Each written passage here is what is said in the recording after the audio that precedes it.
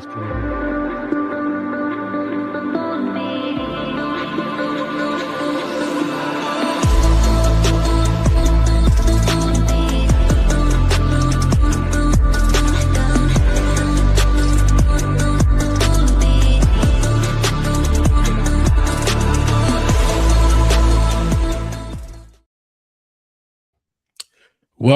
Welcome to our podcast.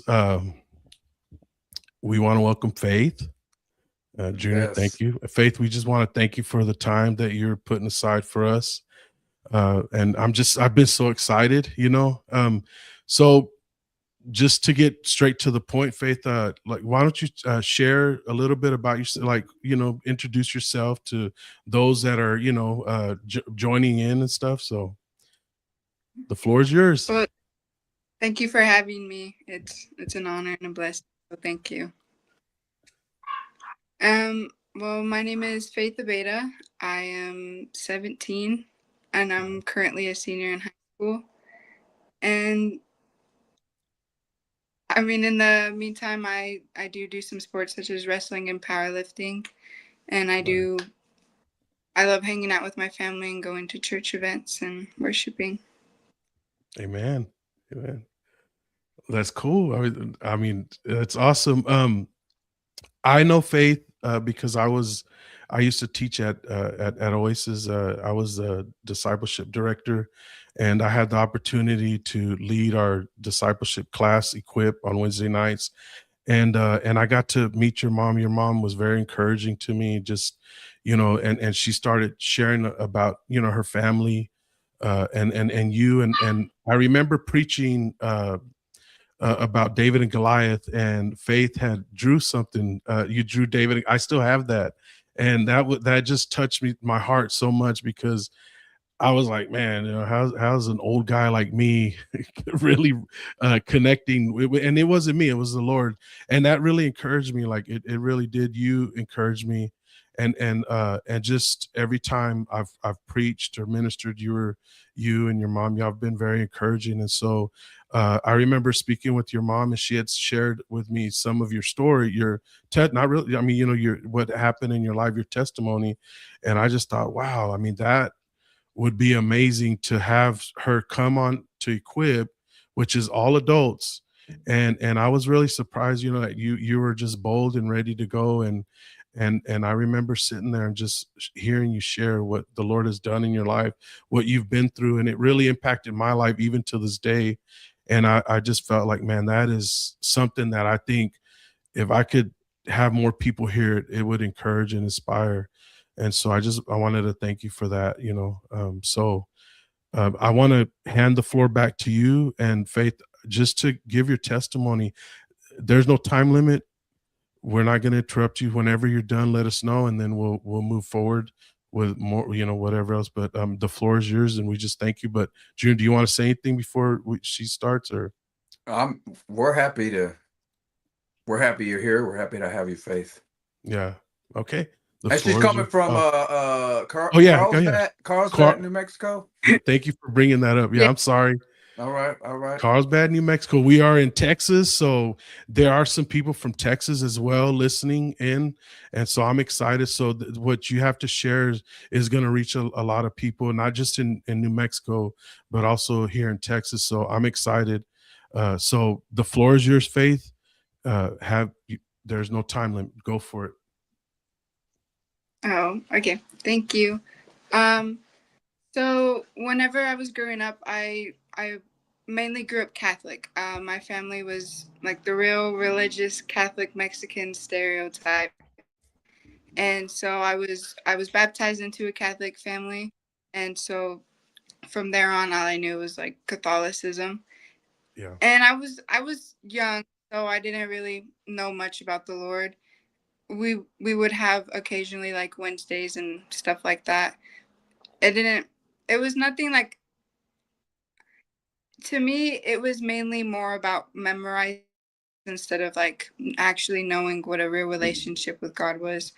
So we would always like have to memorize I remember I did memorize the whole Old Testament, because we would do tests like that to get it to like pass on to different classes, and I would Yeah. remember how to do my first communion as well.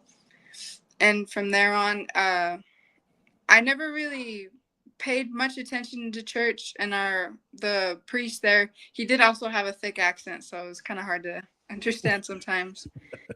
But I really gave much thought, and again, I was like around like 8, 9. I didn't really knew what was going on, but I was thrown into it at a young age, and it was like a main focus of our family, so it was just a part of a routine for me. And so around this time, whenever I was growing up, I grew up with my father was very abusive to my mom, both mentally, physically, and emotionally, and he was a very hardcore alcoholic. So he would all days thought whenever I remember him, most of my memories just contain of him just smelling of alcohol and just being drunk. Whenever we were younger, our mom tried to shield us mostly from everything that was happening, so I don't remember much of it. But I do remember how we would live in this trailer, and there was like a hole in the floor that was just covered just with beer cans and everything. And Yeah. then I remember my mom told us because it was pretty small, and we were living with another relative, so in the trailer. So I remember our mom had us sleep underneath the bed, and which I was guessing was to try and shield us. And I just remember waking up at like 3 in the morning, and my mom was like, "Girls, pack your bags, let's go." So I Yeah. remember was just packing my bag, and we were just headed off back to, because in this time we were in Hobbs, and then we went back to Carlsbad to live with my grandma and grandpa. And so at this time, my mom was pretty much away from my father. So we were just living with my grandparents at this time. And it was nothing too bad, but my grandparents were very religious too as well. So we would always have to say the rosary and just go to, when Sundays was a must for mass, and doing all these rules. And around this time, my mom she didn't really know how to handle her trauma.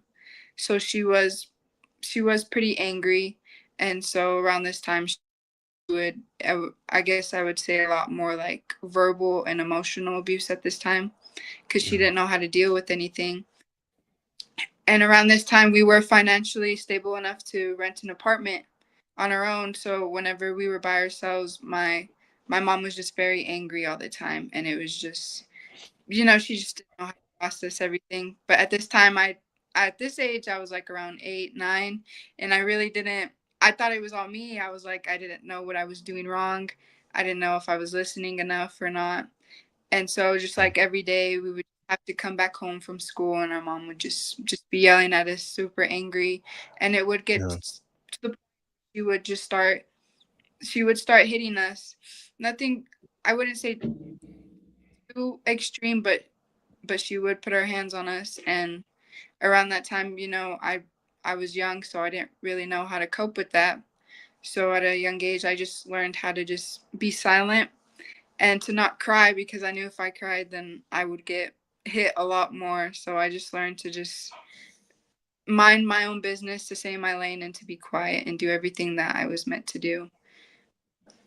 And around this time, my sisters also as well, my middle sister, she would get a lot more of the backlash, because she would cry a lot and everything.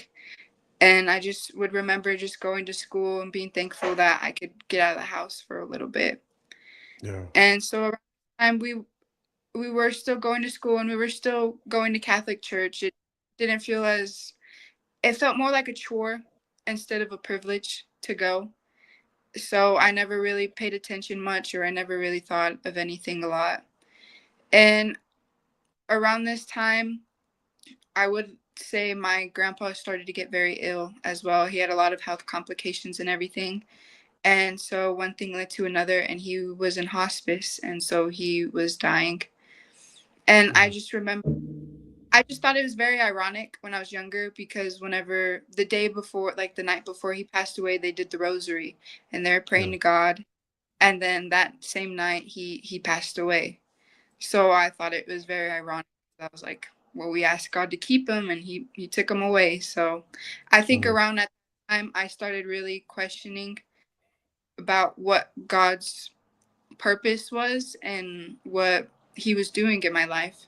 So I around that time I just realized that, God probably wasn't there. If there was a God, maybe he would have saved my grandpa. And so around Yeah. that time I I would say I was about 5th grade when this happened. So around that time is whenever I really started questioning if he was there, if he was listening. And so it transferred on to 6th grade. And the same thing, we were still required to go to church. We would be around a lot of religious people, and they were very religious. They had a lot of Catholicism has a lot of set rules, and not to hate on it, but it was just a lot for me to comprehend, and I didn't know, so I knew it was to just stay quiet and just to pay attention. And around 6th grade was whenever COVID came around, Mhm. so it was a lot more of just solitude now at this point of time. How we were just, and again at this time I didn't enjoy it a lot because my mom was still angry, and she was still having so much emotions that she couldn't handle herself.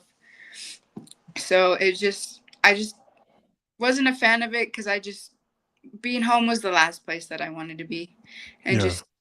just spending most of my days just sleeping a lot.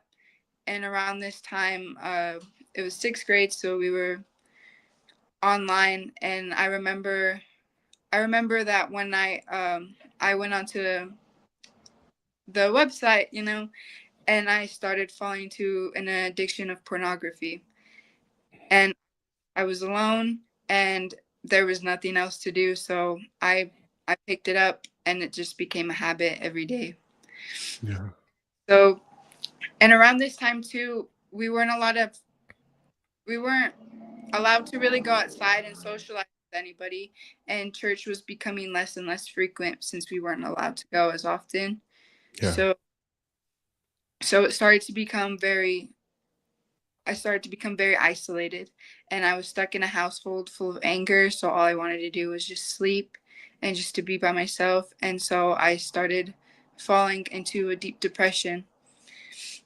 And kids, they're always on their phone, so I was just always on my phone and just keeping everything to myself. And then I started falling into self-harm as well, and just having suicidal ideations like very constantly and very very frequently. And so most of those years was just me just it just felt like a constant cycle of just pain, and didn't know how to comprehend anything, and I was harming myself, and then going back to pornography. It wasn't very fulfilling, but I didn't know what else to turn to because I didn't believe in God at this time anymore. I started drifting away. It felt like the household was drifting away. So that wasn't very much of a main point in my life. So around this time, most of the time in my life, the only thing that really mattered to me was finding a way that I could end my life.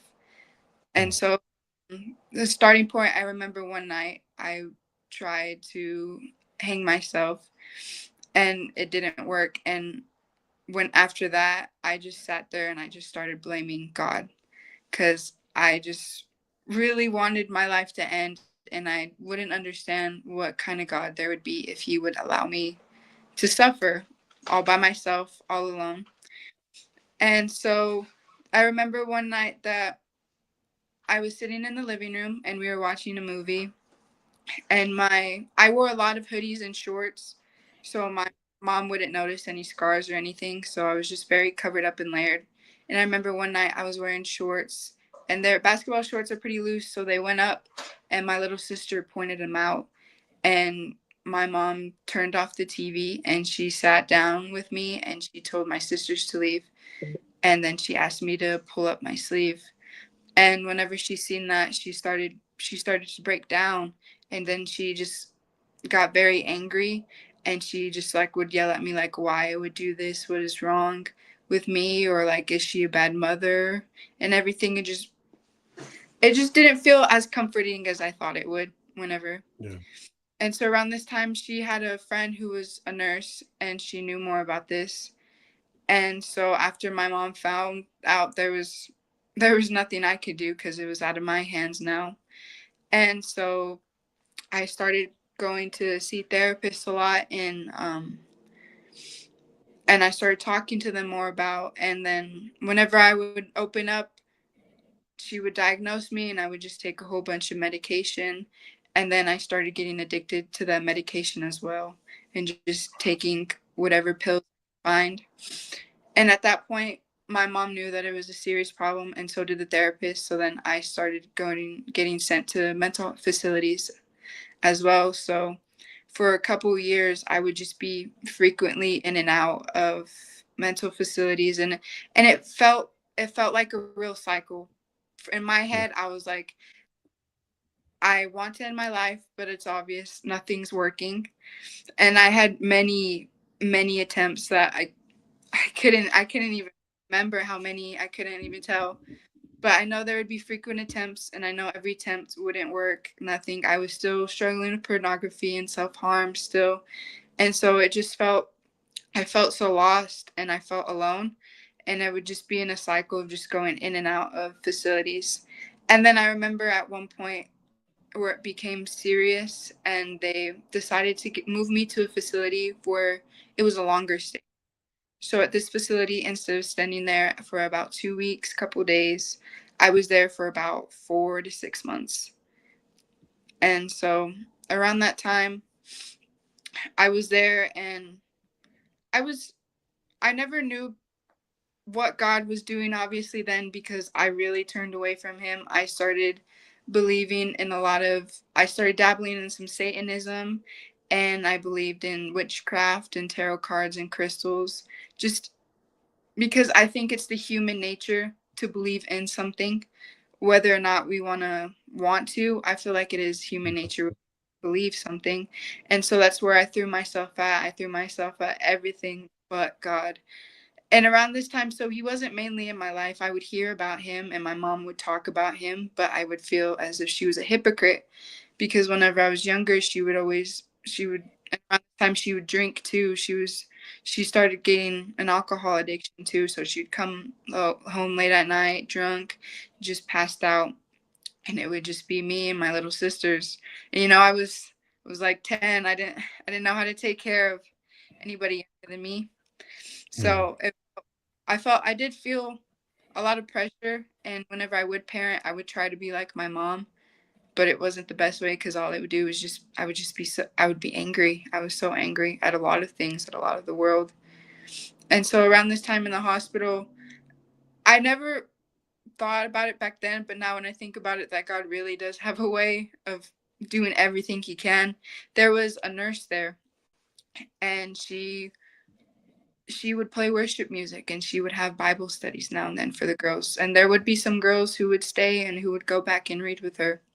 I I thought they were wasting their time. I thought it was like the dumbest thing ever. And like, you're in a mental facility and you tried to take your life. Why would you come back at somebody who gave you this? I despised it. Every time I would try to go to sleep, I would hear her worship music, because every shift at the end, because she was the night nurse, so at every night shift she would play worship music or some type of music, and I I despised it. I didn't want to hear it. I didn't want to deal with it. That was something I really didn't want to do. And then by the time I believe it was 4 months, I got out. And again, I still don't know how to cope. And at this time, everything was just falling in worse. I started drinking and I started smoking, and it just felt like another way to do something to myself that I had control of, because what I really wanted was just control. If I couldn't control how I felt, I would at least control something in my life. And I felt like self-harm and drugs and alcohol was something that I could control. So just something other than to feel the numbness that I felt with mental health. And it didn't work. So I went back to the facility. And so for that time, I was there for about 6 months again. And I was just there, and I don't know what switched, but there was a therapist that was saying that you can't help others who don't want help unless they want to help themselves. Mm. So whenever she said that to me, I realized that I have to learn how I have to, do I want help or not? Do I want to get better?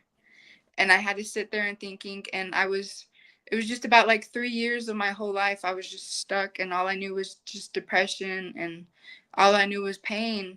So I was like, it seems weird, but it was scary. The idea of me getting better scared me because I was so comfortable in I was so comfortable in being so depressed and constant anxiety, so comfortable taking all these pills and everything.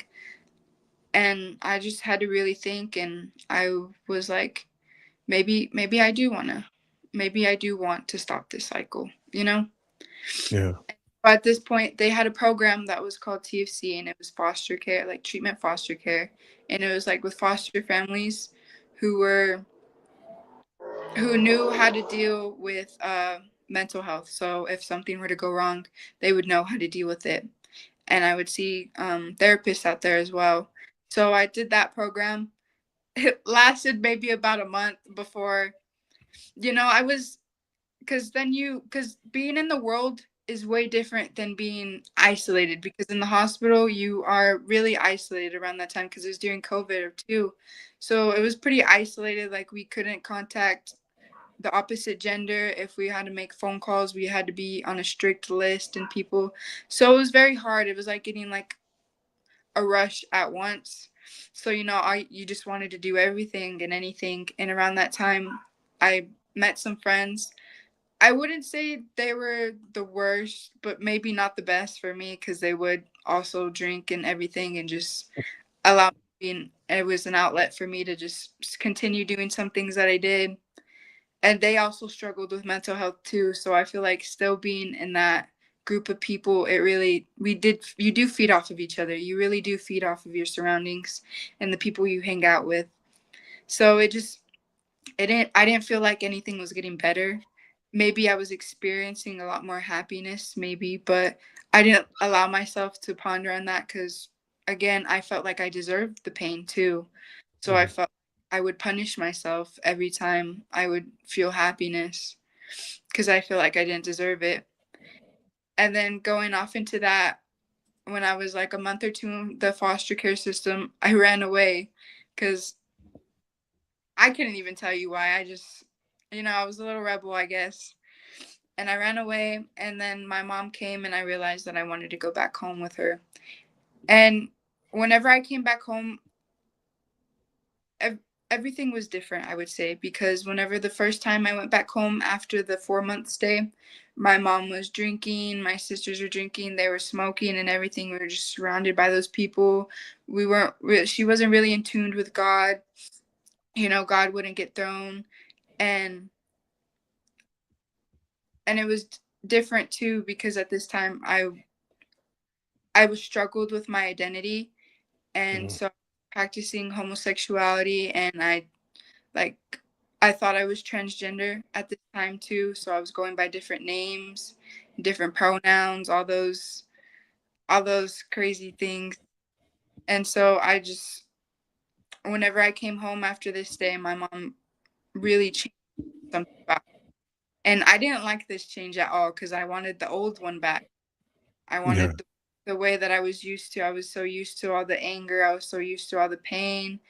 And around this time, my mom, she met God, that I was guessing with. Like, she met God.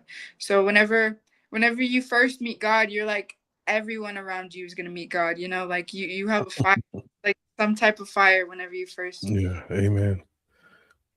That's what she had. And I did not want anything to do with it. I just wanted to I continued smoking and drinking, and I continued throwing myself with the wrong crowd and everything. And I continued practicing everything that I did. And I was still in pain too as well, because I've I I didn't I stopped taking my meds, because I would take them all at once. So they Mm. just I just decided to just stop taking them because I knew at this time, because I still knew that I wanted to get help, but I knew that if I surrounded myself with things that wouldn't allow me to get better, then I had to remove myself out of that situation. Yeah. So it really all was just like a mental battle by myself, which I thought I had to fight by myself. With mental health, you do have to fight by yourself, but I think you forget that you have other people who really do have an effect on your mental health as well. And so at this time, I was seeing therapists, and then all the attempts and all the addictions, they were still going on.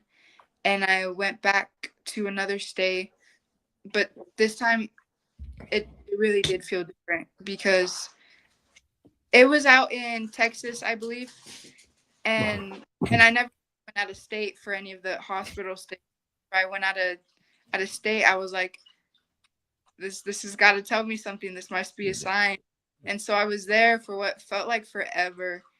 It, this hospital was different because most of the ones in New Mexico, they have structure and they have routines, and that's what really helped me. But this one was no structure, routine. Everything was just crazy. You had too much time to yourself, I would say. Oh, You wow. sit alone with your thoughts, and you would talk a lot more with the people, and you just get thrown in with the wrong crowd. And I remember I really did get thrown in with the wrong crowd because they planned on running away from the facility. And so, everybody wants to be accepted and everybody wants to be liked. So I was like, okay, I'll help you. And so we made up a plan of just locking one of the ladies in the bathroom and just taking her key and escaping. And so we decided to be bold and go with the plan. And I was holding the door shut so she couldn't leave. And there at that moment, I realized what I was doing was completely wrong because she was just screaming and she was yelling and she was crying and she was asking for help. And the girls Oh, were just all searching her, and just it's practically like they jumped her and looking for a key, but she didn't have a key at the end. So I let the door open. And I think really we all have to have a moment in life where we do something to others and we realize that our actions really do have consequences on everything. And in that moment, seeing the pain in her, I I had to do something to change. I really, mhm. because I was fine with inflicting pain on myself because I felt like I deserved it. But whenever I seen what we did to her, I was like, she didn't deserve that at all. Oh, yeah. I was like there. I was sitting and I was thinking. I was like, I don't want to live my life like this anymore. Like I I want to stop going in and out because coming in and out of hospitals really messed up with my schooling. So I had to take like math class like the same math class like 3 years in a row, and I hate math. So I really hated that. But I just I can't tell you what clicked, but now that I think about it, all of that was God because that was not Yeah. me at all. And I couldn't do that. But at that moment I didn't know what changed into me. I was just like, I can't. I have to change. So I was off of my medication now. Like I went cold turkey, which I wouldn't think would be possible, but I Yeah. did. I just stopped. I didn't go back to it. And it was the miracle is the only word with self-harm is that I stopped completely. Like I had no desire to anymore. I realized I was like giving myself pain. It's not worth it. Yeah. And so after all that, I just decided that I needed to live life right. I still was drinking and I still was smoking, but a lot more of the mental aspect of it was still there, but I didn't have tendencies anymore as much as I could. So, and then I started getting into sports as well as to wrestling, and that really did save me from a lot of things. Yeah. I feel like just something that you want to do and being active constantly because that really did help me with my mentality and with my health as well because everything was just breaking down. It was just falling apart. And I remember one year, my mom, like, I came back from home and she was into Christ and everything. And I came back into home and my mom was away at a women's conference at Oasis, which she started going to. And I remember that night the way that my sisters describe it is not as much as I remember, but whenever I was there, I was just huddled up in my bed and I was just rocking back and forth. And I thought I heard voices and I was just so angry and I was just rocking back and forth. And I thought I heard whispering and everything. And I was just so angry and I was just yelling at my sister and everything. And with the women's conferences, they get little breaks in between. So at a break, my mom came back home and she caught me screaming. Like I was just having a really bad breakdown because I still didn't know how to deal with everything. So I was screaming, I was pulling out my hair, I was just banging my head on the wall. And I was just full of anger and disgust and despair. Like I hated everything and I wanted to go away. And my mom came, and at this point, I didn't know because I couldn't see. But my mom, she was telling me whenever she was walking up to the room that she seen black handprints, like swipes across the walls and everything. And Uh-huh. we weren't painting, we weren't nothing. Like I was an artist, but I didn't have anything. I wasn't doing anything, and there was just black like scratches and stuff along the walls, and there was a handprint, like a black handprint on the door and everything. And what my sister described to me is that I was demonically possessed. And demons are real, you know, because I've I've just like encountering it, but you don't know, like it's like your memory is almost wiped clean. And I do believe that it was possessed because I would draw what was in me. I was a huge artist. Like I loved to draw and stuff, and I was passionate. But everything I drew, it was like everything I drew was everything that was in scary and creepy. Give my sisters Yeah. nightmares. And so after that, my my mom came out and she had to drag me. She had to literally drag me to go to church because I did not want to go. I despised God. I didn't want anything to do with him. Me and my sister, my middle sister Nikki, we would argue about religion and everything. I would be like, these crystals are right. She's like, those are rocks. What are they gonna do? They create. And I would just shun her, and I was like, I don't want to have this conversation. Yeah. And so I we went to the conference and we were sitting up on the top floor way in the back, and the lady yelled out for baptisms. And I tried my hardest not to make eye contact with my mom because I knew she was staring me. Yeah, she was burning. There's holes burning. And so she was like, "Do you want to get baptized?" And I really didn't, but I know when she was nudging me and whatever, so I knew I couldn't say no. I knew I was going to be down there one way or another, so I said sure.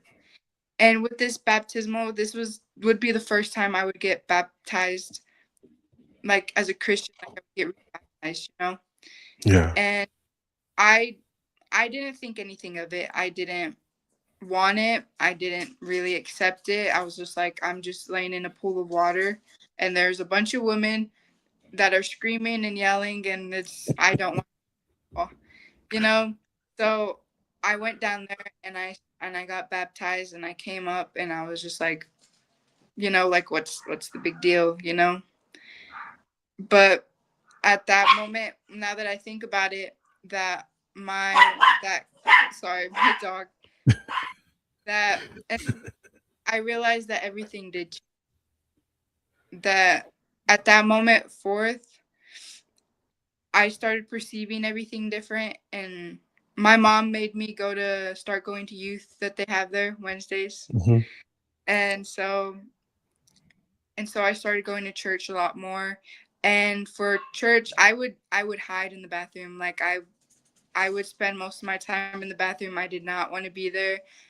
God was surrounded by me, but I was constantly pushing him. Yeah. I'm very, very stubborn. So I was uh, And at that moment, I realized that my mindset started to change. And I feel like even though I didn't want it, I still feel that it was God's will for me to get baptized, because after that, everything really did change a lot. Mm. You know, because whenever you invite God into an area, He is there as well. In that church that night, God was there, He was moving, and I didn't accept it. I didn't want it, but those ladies. Oh no, she lost connection. The devil is a lie. There she is. Hold on, Faith. Hold on, Faith. Faith, No, you're can you hear good. me? Yeah, it cut you off. So start. I don't. If you can just back up just a little bit, because it just, your live just ended. But go for it.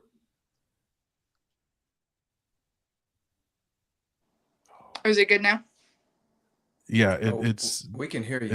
it's we can hear you. It's freezing a little bit, but Oh, okay.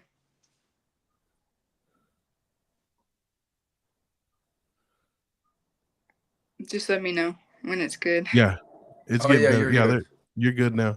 Is it Yeah, the devil is a okay? lie. I Okay. know that much. Go ahead. Um. Yeah. So whenever I got baptized that night, a lot of the things started to change in my life. You know, I I didn't change, but everything around me did a lot. I was still really, I was still doing, I was still drinking, and I was still smoking a lot. But during this time, I just had to, I sat back and I looked at my surroundings, because I was friends with this girl for a good while. And, you know, I would take her to church with me, and she introduced me into wrestling. And I just had to sit back, and I just realized who I was really surrounded with, you know? Mm. And I told her, I was like, because she was older than me. And so I was like, we have to start getting serious. That was not the best thing that I said. Like she took that very wrong. Like I was like, you're 18. We have to start acting like adults now. Like there's something else out there besides high school. And she did not like that at all. And you know, one thing's led to another. I believe it was God's will, but we'd stopped becoming friends. And at that moment, I realized that I was alone. But this time, this solitude wasn't bad. I realized that I choose who I can surround myself with, and everything else that I can do in my life is my choice. So at that time, I stopped smoking, because I then realized that it was dumb and that I already have asthma. So I was really just killing Right. my lungs even more. And I was still drinking too, but at that moment I started to, I got curious, you know, because I was like, I gave these rocks and these tarot cards and all the Satanism a try. I was like, why not give God a try? You know, because like there's nothing else for me, and nothing is working. I'm still depressed. I'm still struggling with pornography. I'm still struggling with drinking. You know, I just there's I have this is the only thing. This is the last resort. So I started throwing myself out there a little bit more. I started talking to people, and I started raising my hands I started staying inside the facility for worship instead of going into the bathroom. I started listening to what the pastor had to say, you know, and people have this, what should I say?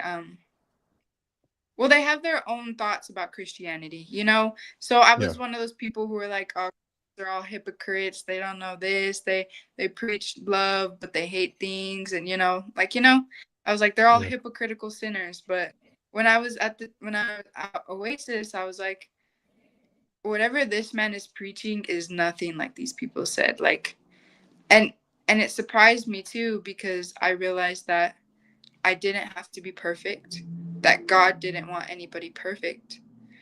And I was more intrigued about it. I was like, this guy, I was like, this guy knew I was going to do all of these things, and yet he died for me.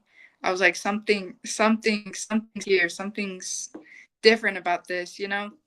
And so Yeah. I started to gather my understanding and my own relationship with it. And one thing led to another, and I was helping out more with the church. You know, I was starting off with the production team, and I was just, you know, because like if my mom went there and she was involved, and I might as well too, you know, because nothing else to do and nothing better to do. So I decided to get involved and stuff. And, you know, it wasn't easy because was really holding on to a lot of things. And at this point, you know of God, but at this time you're like, I don't want to let go of these things that I'm so used to, you know. So you want to hold on to a lot of the things that the world offers, but you're like, yeah, I love God too, you know, I believe in him, but you know, party this Saturday sounds pretty good, you know. So I was at church, and one Wednesday they announced that they would have a camp, a church camp. You know, I'm not too big on any places with other people. I'm used to staying away from home for a while, and I was like, it's the summer, there's nothing else to do. So I thought I would go, and that decision was the best decision of my life.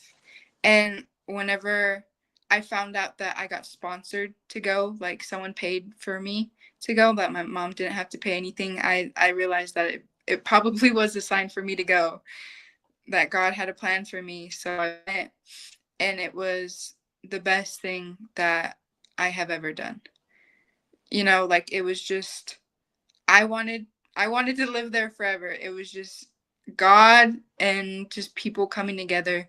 It was like the happiest week of my life. I felt free. I truly felt like everything I was struggling with was gone, and that God was real because I encountered him one Sunday. Well, one night at there, we were praising. Like we would praise so hard that the room would literally shake. Like we would have to stop jumping sometimes because it felt like we were gonna fall through.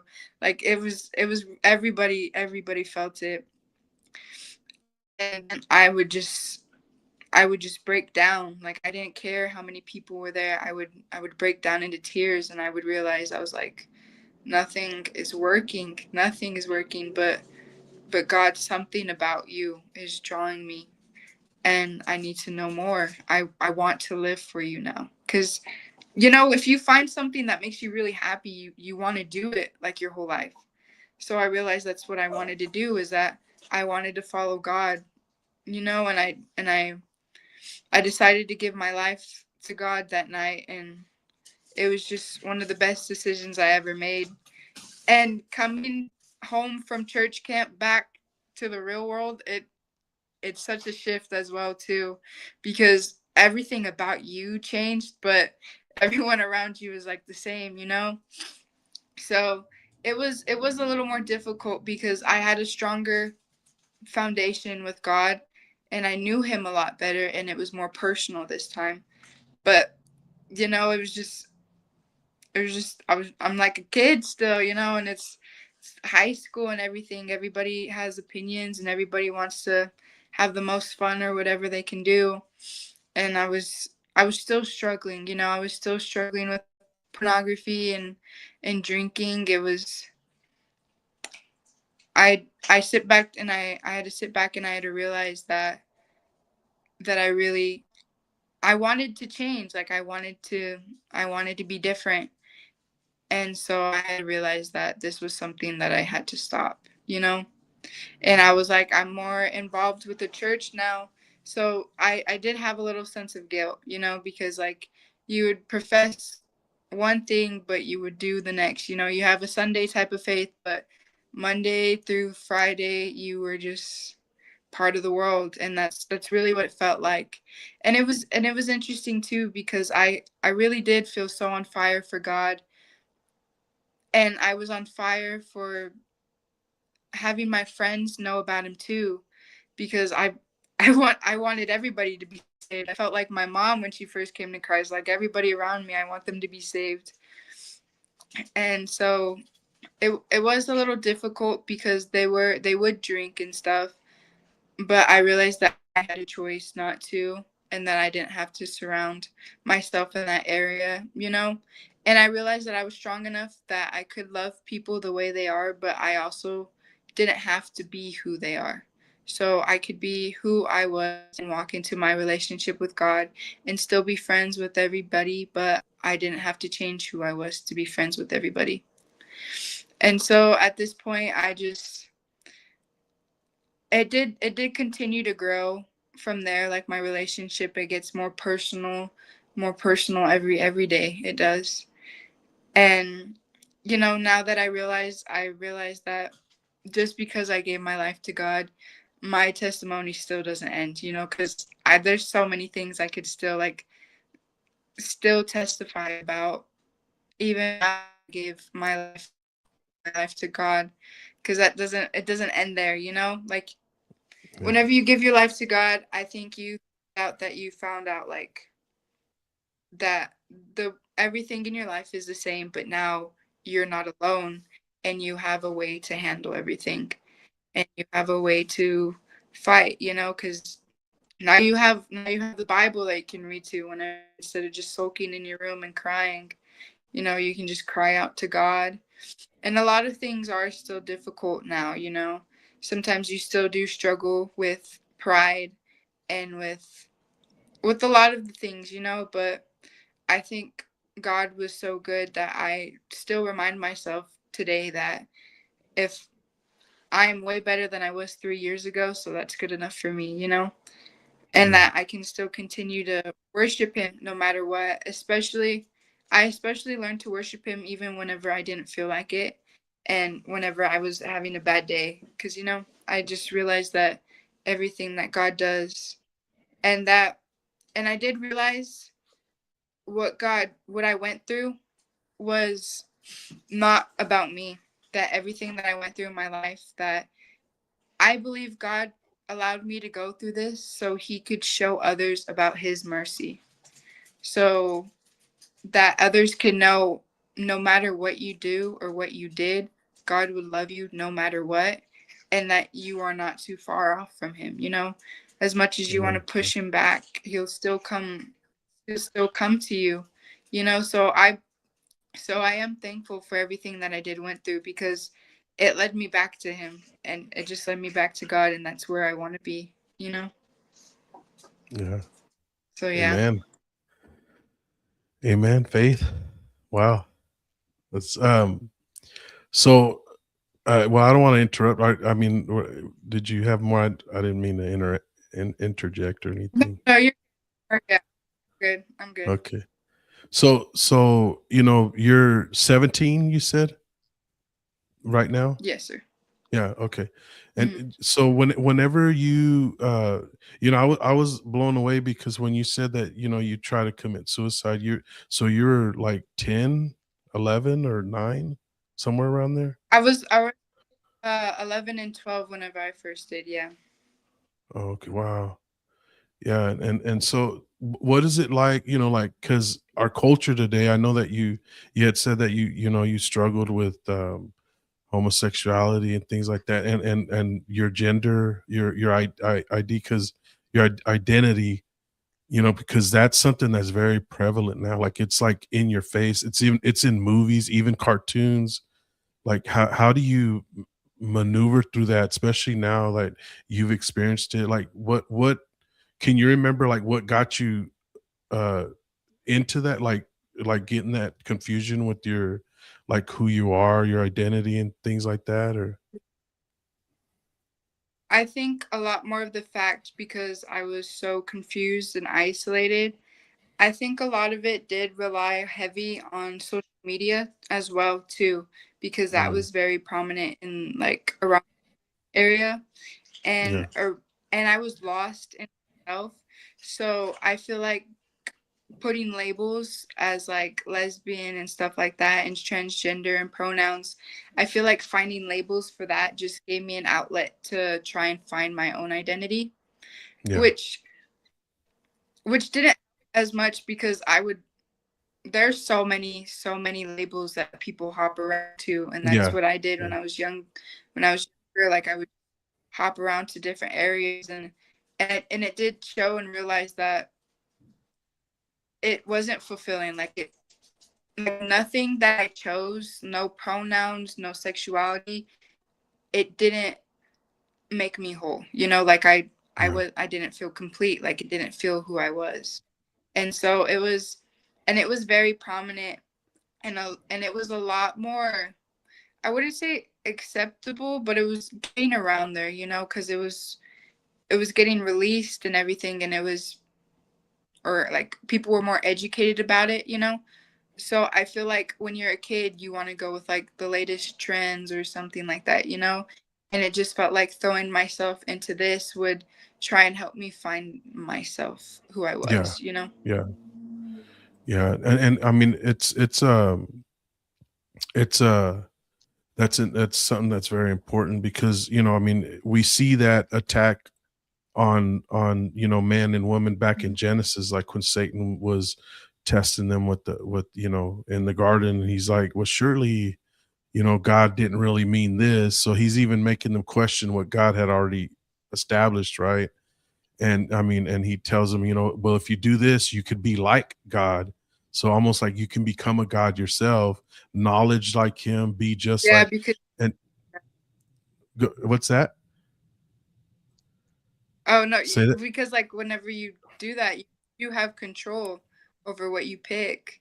So it's Hmm. kind of like you were creating yourself almost in a way. Yeah. Yeah, and so that's Sorry, go that's ahead. that's that's a challenge even now. And so, seeing that, I would have never thought we'd be confused with that like that. But that's what Satan has been doing since the beginning, making us question what God has called us to be, right? And God Yeah. even ordained, marriage between a man and a woman, and he says that, male, female, he created them, and so that's the whole purpose of it, is to dismantle mentally, men and women. Like, you have to first get us against each other to divide us, and then cause confusion with who are we, right? And we lose ourselves out there. So that's amazing to just hear how, how far God has brought you, and at such a young age is just, you know, I mean, it just shows the grace of God, and through that, and just the mercy and forgiveness, and especially with your mom, like, like you saw the good and the bad, but you don't blame her. Like, I love that. Like, you don't seem to hold grudges against her, and that's healthy, because that's how, forgiveness, it's like, we as parents, we do the best we can, and sometimes we don't have an outlet, sometimes we don't have somebody to lean on. I just love the maturity that you have at such a young age. And I'm not trying to degrade you as calling you kid or anything, but just at your age, it's just, and it's through those things that God brings us through that makes us strong, and you are a very Mhm. strong young lady.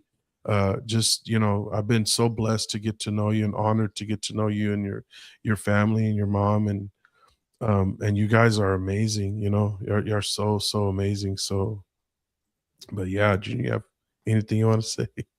Yeah, well, that's what I was thinking about the whole time. Oh, I'm sorry. That's I was thinking about the whole time. Is it started in sixth grade, Yeah. and it's important for anybody that's listening, any parents with kids. Like, we didn't have phones, we didn't have a connection to unlimited access to anything online. Everything was like physical, or there's just one TV, so we couldn't. Yeah. But Yeah. it's also reveals. I, I substitute at middle schools and high schools, Mm. and it's just like, okay, faith at sixth grade, which was what, 2020 when 2021, when everything shut down, right? Like you were in sixth 2020, grade. yeah, in 2020, like Was it mid, 2020? Yeah, yeah. yeah. And then I'm like, okay, if all that is, if they were if kids in sixth grade were able to access that type of stuff on their phones, then now it's like parents need to make sure, hey, we're they're being aware of what all they have access to in those phones, and it kind of like, and then kind of help carry the responsibility to keep their kids accountable, so it limits their access to that. But that's all I kept thinking. I was like, oh my gosh. So when you first got put in that 6 months, I think you said you were in there for 6 months. The first time it wasn't like a 2 week thing. It I was think it like a was 6 month months. thing. The Oh, was it first time four was months? 4 months. Yeah, 4 What months. grade were you in the first time you This went is in one of those? I can't hear him. Is his mic muted? Oh no, no, he's no, it's not muted. He was saying he was. She says she can't hear you. I think it's Oh, my bad. just the no. I think it's just the internet or something. No, it's okay. Let me mute. You Let ask me her. mute I was mine. just trying to get her age. Whenever How she old? first got put Yeah, in the long, the first, the 6 month one. yeah, I'm or the talking about. 4 or Yeah, 6 month one. How old I was? yeah, Yeah, yeah. what grade were you in? Seventh grade, eighth I would say grade? around 13, around 13, 14. So Man, that's that's crazy. about 6th, 7th grade. Yeah, 6th, 7th grade. Yeah, wow. And that Yeah, I mean, camp, when you went to camp and like finally just gave it all to Christ, uh, when was that camp? How long ago was that? Isaac, did you hear that? Did you hear that? No, you might he's just asking. repeat my question, guy. Okay, Come on. all right. I'll translate. Sorry. He's asking about the No, camp that you went to. How old were you? How old were you then when you went to the youth camp that No, first time? like That what year first was it? Not necessarily what her age, just that or the year? summer of junior year. I was the summer going into junior year, so I was 16, I believe. She was 16. Do you know what year that was? I don't know was that why. like a year or 2 years ago? How many years ago was it? He's asking. I believe it was 2024. 2024. Okay. Okay. Yeah. Okay. Nice. All Yeah. right. So she's been on this hardcore walking for Christ journey for 2 solid years plus, right? Well, so you've been so pretty much you've been serving the Lord for about 2 solid years, you would say? Yeah. Yeah, Yeah. around there. Tina said it. Tina. Yeah, I'm says we're getting our junior all son put out math problems. Like, bro, come on. Like Well, I hate school. I'm I'm just just kidding. saying, it's like No, I know it's amazing. it's No, I know where you're going. I'm sorry. what I'm going where I'm going with this is like she's gonna continue to grow. Like Yeah. That you're gonna continue to you and grow. me That's what have he's been saying. going at it for however long we're going at it. We're not Jedi masters. We're still Padawans. Like we're gonna continue to grow. So He's just saying tell we're her, still relay. Padawans. Like we're yeah. Just again, I just want to encourage her. If she can't hear me, I don't know. I just tell her in short. Like I just want to encourage her to stay in His Word daily, and Mm, the biggest part of our testimony is what Christ is doing and what we allow Christ to do in our lives every day, like right now, that's amen. sustaining us Yeah. to walk on this path. And yes, the rough part, the ugliest, worst part, yeah. But thanks be to God that Christ now, what He's doing now, what we allow Him to do, and how we just dive into His Word, spend time with Him, continue to seek Him, how that sustains us to where we continue to grow. That's it. Yeah, so yeah, he's just like amazed because you've been going for 2 years, like and so like me and him, we've been saved for years. Like I mean, my gray hair says a lot about me, and so he's just we're proud of you of how like even in it for some it's like a short time or whatever, but you're going strong, like and that it's our testimony doesn't end like what he's done, but it continues as we continue to serve the Lord, and it's living every day in his word, in prayer, and stuff. So that he's just my brother just want to encourage you to keep reading his word, keep studying, and keep living, in his way, So, and I'm excited, Faith, because I'm so proud of you. I really am. Like I only have sons, but if I had a daughter, you would be the one. Like that. I'm so proud of you, because I haven't told my brother. Well, she's talked to me before how she's wanting to be in ministry, like she wants to teach, she wants to, and Faith, I encourage you to do that. I encourage you to walk into your calling, prepare, and I mean, man, you're 17. I wish I would have been obedient back then, because I can't live in regret. I mean, sometimes I do, but anyway, pray for me. But it's like, but I'm proud, because that's why I was so excited to have you on here, because I'm like, man, here's this young lady that been through so much, and her drive and her hunger for the Lord is just amazing. I mean, you've sat in my, in one of my classes, at Equib, and I remember you encouraged, you're like, man, Isaac, my mom talks very highly of you, like, and you didn't disappoint. I remember you said that. I'm like, man, thank God I didn't disappoint. But it just meant a lot, because your hunger for the Lord, like, and you're willing to hear people out. You don't judge them by their age or anything, and it's like, but I encourage you, if you feel called to preach, right? Is that what you had told me one time? Like, you felt called to be in ministry, right? Yeah. Like, what do you think you're called to, like, just tonight? You don't have to, you're not gonna be held accountable for that, but like, what do you feel called to do? Well, I do really feel I have a heart and the calling to like tell people more about God and to like help them with their relationship and to help teach them as well. But we're I'm not really set on. I need to pray about it a lot more about where God really wants me. But I really do know that I have a heart of just like talking to people a lot more and just going out there to others, and besides like difference in ages, the way that we look and people perceive me beforehand, because people wouldn't look at me and generally think, Yeah, I do really think that God has called me to be like, I'm different, but it's okay, and God can still, God can still yeah, move. yeah. That's good. I mean, that's good, Faith. I know you were looking at some colleges. Actually, Junior, her and her mom were here in Abilene looking at ACU, and that's when we had whose birthday was it? Or was it Nisa's little girl's birthday?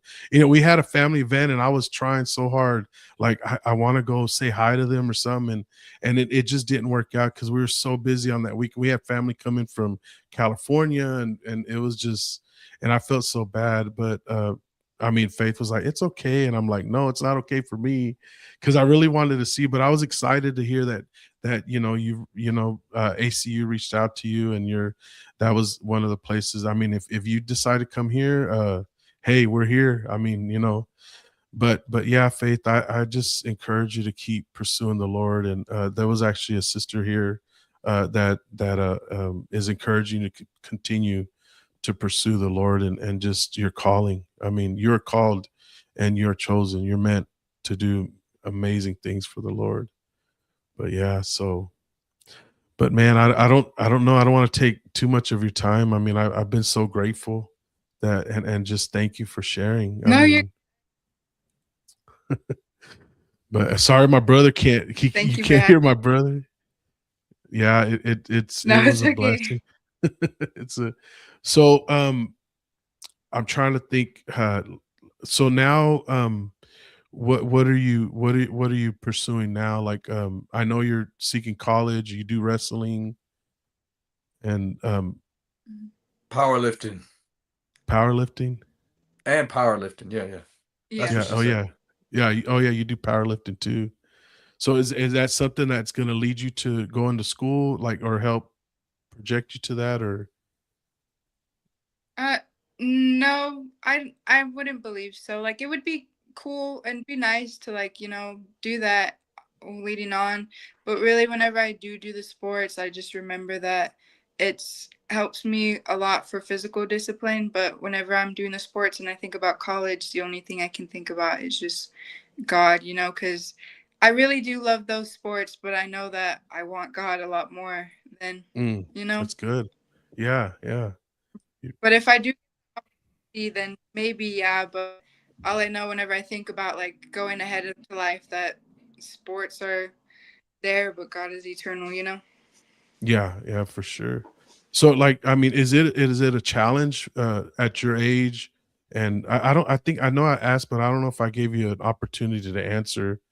But like, is it a challenge, like being, a person of faith, a Christian, and going to school, and holding to? Is it a pretty big challenge to, you know, do that at the same time, balancing school and friends and your faith in the Lord and your walk?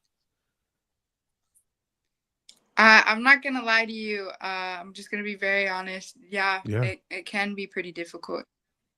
yeah, I think for like even whenever you are older, you still get like lean towards ways, but a lot of kids just around this time and age, they really want to find out who they are, or they have like something in them that they they hope for. And yeah, a lot of the kids do find their ways and they do things that they think make them cool.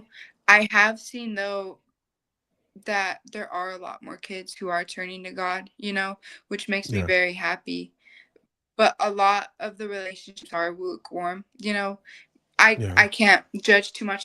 I was lukewarm for a while, but yeah, it makes me happy to know that you know of God, at least, but to still yeah, further their relationship. I think knowing God isn't really a challenge, but having a relationship with him really is, because then you'll start to have different ideas of the world and about things you do, especially whenever you do have really good friends that really don't view the same way. But it's possible, because I have a lot of my really great friends. They're Catholic. I'm not.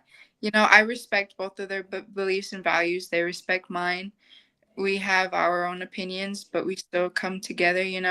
But it is still really great to have friends who do believe what you believe. And I yeah, do have those as well. So it is good, like, as well as talking about him more, I believe, is what a big struggle is for kids these days. Because, you want to be bold and everything and you want to show them who God is. But, sometimes, like, you want to be bold and tell everybody how much you can drink in 1 minute. But whenever it comes to God, talking about him can be uncomfortable. But yeah, I think whenever it is uncomfortable, then it is a really good thing. Because I feel like if it's hard to have a relationship with him, then it's worth it. Because that's good. if it's easy, then I don't think it's that worth it. But I think if it's something that you have to fight for and continually give yourself up for, then I think it would be, because if following God was easy, oh, everybody would praise him. Everybody would.